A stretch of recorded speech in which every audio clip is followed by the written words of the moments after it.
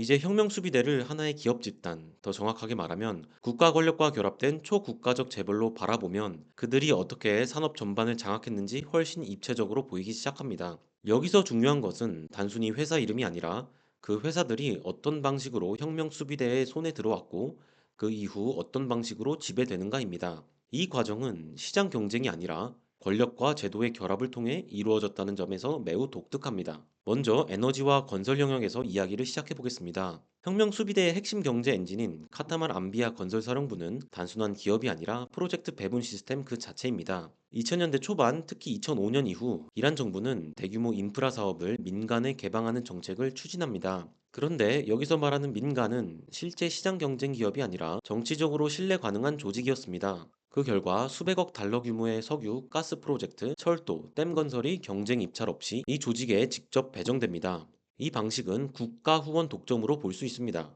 경쟁이 제거된 상태에서 특정 행위자가 지속적으로 계약을 확보하는 구조입니다. 특히 2010년 이란의 사우스파르스 가스전 개발 프로젝트에서 서방 기업들이 제재로 철수하자 그 공백을 그대로 흡수합니다. 이때부터 이 조직은 단순한 건설 회사가 아니라 에너지 산업의 핵심 운영자로 변하게 됩니다. 이 조직 아래에는 수십 개의 자회사들이 존재합니다. 그중 하나가 세파니르 오일 앤 가스 엔지니어링입니다. 이 회사는 해양 시추와 가스전 개발을 담당하며 사실상 국제 석유 기업이 하던 역할을 대체합니다. 또 다른 계열인 하라 컴퍼니는 해상 플랫폼과 파이프라인 설치를 맡고 있습니다. 이 구조는 수직 통합의 전형적인 형태입니다. 탐사, 개발, 운송, 건설을 하나의 권력 네트워크 안에서 모두 처리하는 방식입니다. 이제 통신 산업으로 넘어가 보면 훨씬 더 정치적인 장면이 펼쳐집니다. 2009년 이란 정부는 텔레커뮤니케이션 컴퍼니 오브 이란의 지분 50% 이상을 민영화합니다. 표면적으로는 시장 개혁처럼 보였지만 실제로는 혁명 수비대와 연결된 컨소시엄인 모빈 트러스트 컨소시엄이 이 지분을 인수합니다. 이 인수 과정은 매우 상징적입니다. 경쟁 입찰이 있었지만 다른 민간 기업들은 사실상 참여가 불가능한 구조였습니다. 정보 접근, 자금 조달, 정치적 승인 모든 면에서 혁명 수비대 측이 압도적으로 유리했기 때문입니다. 결과적으로 통신 인프라 전체가 권력 조직의 통제하에 들어가게 됩니다. 이후 지배 방식은 단순한 주주 통제가 아닙니다.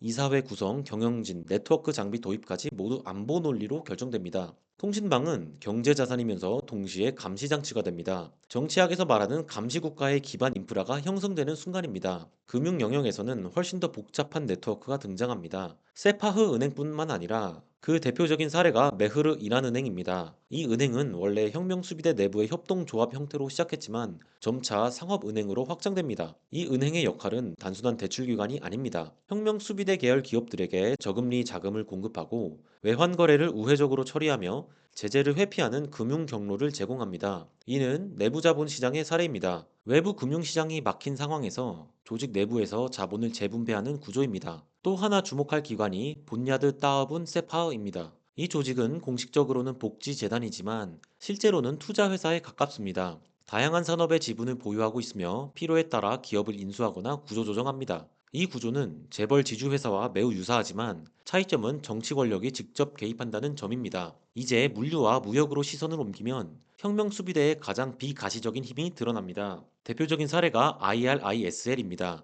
이 해운 회사는 공식적으로는 국영 기업이지만 혁명 수비대와 깊은 연결을 가지고 있으며 제재 회피 네트워크의 핵심 역할을 합니다. 특히 선박 이름 변경, 국적 세탁, 우회 항로 운항 같은 방식으로 국제 제재를 회피합니다. 또 하나 주목해야 할 것은 특정 단일 회사가 아니라 혁명 수비대가 구축한 공항 및 물류 통제 구조입니다. 공식적인 군사기지의 범위를 넘어 공항과 항만 인프라를 활용한 독자적인 운송 네트워크를 운영해 왔습니다. 형식적으로는 국가의 민간항공 항만 시스템과 동일한 틀 안에 존재하지만 실제 운영에서는 군사 조직이 깊이 개입되어 있으며 일부 시설은 일반적인 세관 절차와 분리된 방식으로 관리되는 것으로 지적됩니다. 이 지점에서 등장하는 개념이 제도적 이중성입니다.